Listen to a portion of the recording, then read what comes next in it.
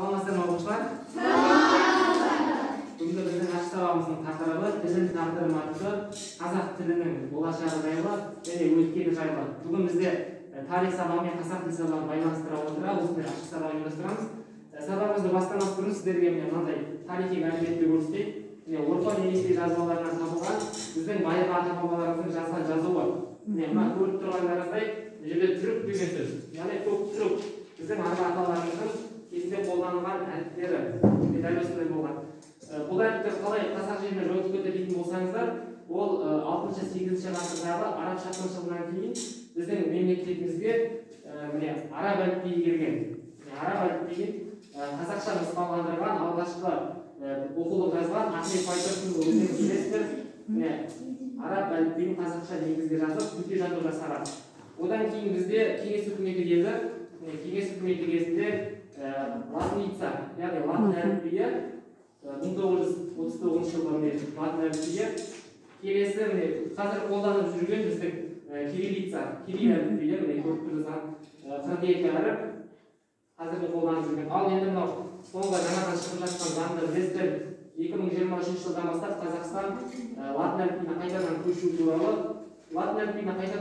туралы негізгі мақсат ол түркі халықтарымен қайтадан байланыс орнату. Өйткені түркі халықтарының барлығы латын әліпбиіне көшіп бара жатыр. Түркі халықтар ішінде көшпей қалған екі мемлекет бар екен, оның бірі Қырғызстан және бірі Қазақстан екен. Және мынадай бір деректерді айтып өтейін. Әлемде 6000-нан астам тіл бар екен. Сол тілдердің ішінде адамдардың сөйлеу жағынан Қазақстан 70-ші орында екен. Яғни әлемде ең көп адамдар сөйлейтін тіл бұл ағылшын тілі және Қытай тілі. 1,5 миллиард адам сөйлейді екен. Одан кейін орындары испан, араб, орыс, португал, неміс, француз тілдері екен. Ал түркі халықтарының ішінде ең көп сөйлейтін тіл ол өздеріңіз білесіздер Түркия тілі, яғни түрік тілі 80 миллион түрік халқы бар екен. Одан кейін Әзербайжан, Өзбекстан және Қазақстан.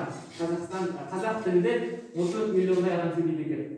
Ал түркілік болмысын сақтап қалған осы түркілік түбірін сақтап қалу бойынша Қазақстан түрік халықтар ішінде бірінші орын алады екен. Яғни қазақ тілінің негізгі түбірі осы түркі тілінің 60% сақтап қалған екен. Тіпті орыс тілінің өзінде славян негізін сақтап қалмаған екен. Орыстарда 45% ғана славян тілінің түбірі сақтап қалған екен. Және тағы бір өте қызықты дерек айтайын, осы деректі ұмытпай жаттап жүріңдер. Қазақстан тілдік байлығы жөнінен әлемде 3-ші орында тұрған тіл. Тілдік байлығы бойынша, ғалымдардың зерттеуі бойынша бірінші орында араб тілі екен. Араб тілінің сөйленісінде 12 миллион 300 мың сөз бар екен. Ал ағылшын тілінде 700 мың сөз, ал қазақ тілінде 600 мың сөз бар екен. Одан кейін орындарда испан, орыс, Қытай тілдері орындарға жайғасқан екен. Осындай қызықты мәліметтерді жаттап жүріңіздер. Және келесі тапсырма сіздерге қазір дәптеріңізге жазыңыздар. Тілдің тағдыры атты есте тағы ғана тіл туралы.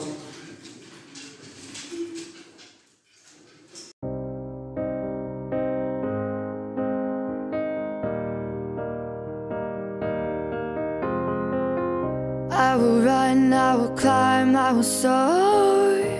I'm undefeated. Oh, jumping out of my skin, pull the cord. Yeah, I believe it. Oh, the past is everything we were. Don't make us who we are. So I'll dream until I make it real, and all I see is stars. It's not until you fall that you fly. When your dreams come alive, you're unstoppable. Take a shot, chase the sun, find the beautiful. We will glow in the dark, turning dust to gold, and we'll dream impossible. Possible.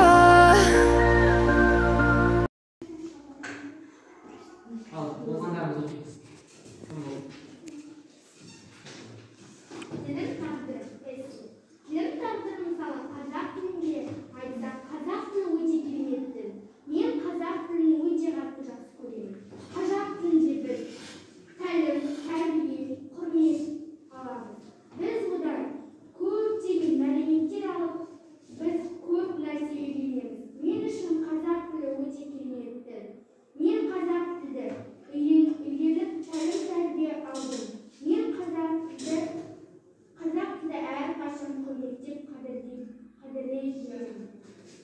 Men o'z tilimni yaxshi ko'raman. Qozog'iston tili ma'nan usta. Biz 2023-yildan boshlab latin alifbosini o'qiymiz. Bu Qozog'istonning жаңа tili. Men latin tili ozda bilaman. Alдағы vaqtda latin tilini o'rganaman deb o'ylayman. Men o'sha Qozog'iston tilini yaxshi ko'raman.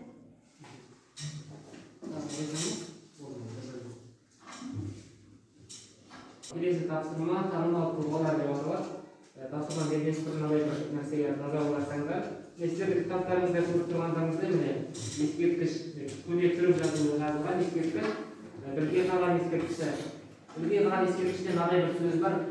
Türk xalqi uchun tunda yiqilmadim deydi, kunduz o'tirmadim deydi. Xalqimning tinchligini ko'zaytdim deydi. Mana biz o'zimday ata-bobolarimizni qo'rg'ab ketgan Qozog'iston bilasizlar, әлем bo'yicha 9-chi o'rinni oladi yer ko'rgan bo'yicha. Осындай бейбіт жерде тұрып жатқанымыз бақытты ұрпақпыз. Сондықтан келесі тапсырма танымал тұлғалар деп аталады. Міне 2 топқа 2 қағаз беріледі. Сонда өздеріңіз білетін танымал тарихи тұлғаларды жазасыздар.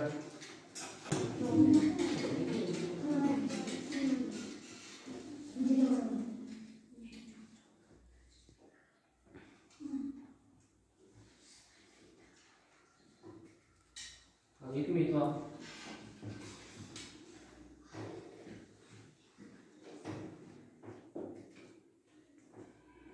Бөлмеде жатып жатыр.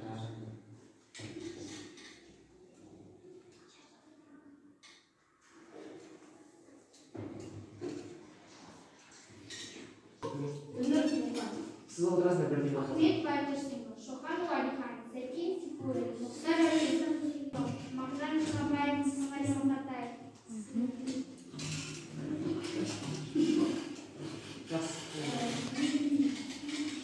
Ағай, бүгін оқиын ба? Ахмет Байтұрсынов, Ілияс Жансүгіров, Әбдінасыр Әл-Фараби, Мағжан Жұмабаев, Абай Құнанбаев, Шәкәрім Құдайбердіұлы, Шоқан Уәлихан, Сәкен Сейфуллин, Бейімбет Майлин, Бердібек Соқпақбаев, Ыбырай Алтынсарин, Жүсіпбек Айнауов, Мұқағали Мақатаев, Қаныш Сәтпаев. Келесі тапсырма екі топтарға бағыт беріледі. Сонда бірінші ағаштың суретін саламыз. Содан кейін барып бүгінгі сабақтағы қазақ тілі туралы